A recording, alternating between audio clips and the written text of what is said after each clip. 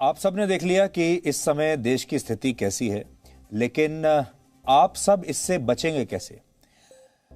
आप मास्क लगाकर रखेंगे, हाथ धोते रहें, सोशल डिस्टेंसिंग का पालन करें, अपने घर में ही रहें, ये सब तो आपको करना ही है। लेकिन इसका परमानेंट इलाज क्या है? परमानेंट इलाज है वैक्सीन, और आपको वो वैक्सीन जल्दी से जल्दी लगवानी ही होगी। और अब अच्छी बात यह है कि 18 साल से ऊपर के जितने भी लोग हैं हमारे देश में, वो सब 1 मई से नई वैक्सीन लगवा सकते हैं।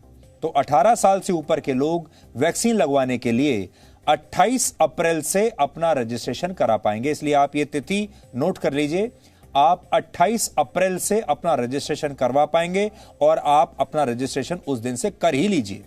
वैक्सीन का ये तीसरा चरण होगा और ये 1 मई से शुरू हो जाएगा। इसलिए आपके जीवन में 2 डेट्स बहुत महत्वपूर्ण है। 28 तारीख इस महीने की जब रजिस्ट्रेशन शुरू हो जाएगा, और 1 मई जिस दिन से वैक्सीन लगनी शुरू हो जाएगी।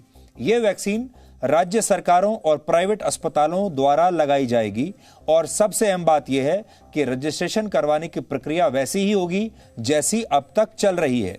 आप कोविन ऐप पर जाकर या फिर कोविन के वेबसाइट पर जाकर वैक्सीन लगवाने के लिए अपना रजिस्ट्रेशन करा सकते हैं। इसके अलावा यानी कोविन के अलावा आप आरोग्य सेतु ऐप के जरिए भी वैक्सीन लगवाने की अपॉइंटमेंट ले सकते हैं। ऑनलाइन अपॉइंटमेंट आपको लेनी होगी। खास बात यह है कि सारी वैक्सीन वही लगेंगी जिन्होंने ऑनलाइन अपॉइंटमेंट ली होगी। वॉक इन वैक्सीनेशन नहीं होगा, यानी जो पहले बात थी कि आप सीधे चले गए और वहां आप लाइन में लगकर खड़े हो गए, वो अभी नहीं होगा। आपको पहले ऑनलाइन अपॉइंटमेंट लेनी ही पड़ेगी, रजिस्ट्रेशन कराना ही पड़ेगा, तभी आपको ये वैक्सीन लगेगी। रजिस्ट्रेशन कराते समय आपको 2 बातों का ध्यान रखना है। पहला, आपको ऑनलाइन एक फॉर्म भरना होगा जिसमें आपको अपना पता लिखना होगा, नाम लिखना होगा, उम्र बतानी होगी। इसके अलावा कोई भी फोटो आईडी आपको अपनी अपलोड करनी होगी। जब आप वैक्सीन लगवाने के लिए जाएंगे वैक्सीनेशन सेंटर पर, तब वही आईडी कार्ड आपको वैक्सीनेशन सेंटर पर भी दिखाना होगा जो आपने अपलोड किया होगा। आप जब रजिस्ट्रेशन के दौरान अपने घर का पिन कोड डालेंगे तो उसी के हिसाब से आपको वैक्सीनेशन का सेंटर अलॉट किया जाएगा। आपके घर के आसपास जो भी होगा वो सेंटर आपको अलॉट किया जाएगा। आपको उसमें भी कई विकल्प दिए जाएंगे और उनमें से एक विकल्प जो भी आपको सबसे ज्यादा सूट करता है आप चुन सकते हैं जहां आपको यह वैक्सीन लगेगी। अब आपको बताते हैं कि इस वैक्सीन का कितना पैसा आपको देना होगा, खर्च कितना आएगा। तो अभी फिलहाल राज्य सरकारों की तरफ से और प्राइवेट अस्पतालों की तरफ से भी इसकी कोई कीमत तय नहीं की गई है, लेकिन सीरम इंस्टीट्यूट ऑफ इंडिया जो कि कोविशील्ड का निर्माता है, जिसने कोविशील्ड वैक्सीन बनाई है, उसने यह कहा है कि वो 1 डोज राज्य सरकारों को 400 रुपए में दी जाएगी। राज्य सरकार जब खरीदेंगी तो कोविशील्ड की 1 डोज उन्हें 400 रुपए में मिलेगी और प्राइवेट अस्पतालों को 600 रुपए में दी जाएगी। तो इसके 2 रेट हैं, एक 400 रुपए जो राज्य सरकारों के लिए है और 600 रुपए जो प्राइवेट अस्पतालों के लिए है 1 डोज का।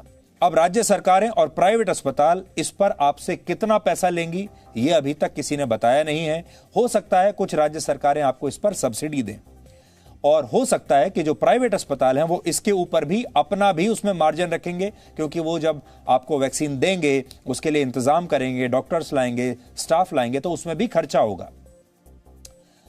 अगर आप उत्तर प्रदेश, छत्तीसगढ़, बिहार, मध्य प्रदेश और केरल में रहते हैं तो इन राज्यों की सरकारों ने यह वैक्सीन सरकारी अस्पतालों में मुफ्त लगाने का ऐलान किया है, लेकिन सरकारी अस्पतालों में मुफ्त लगाया जाएगा।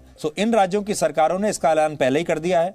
आप वहां चाहें तो सरकारी अस्पताल में जा सकते हैं और मुफ्त में यह वैक्सीन आपको दी जाएगी।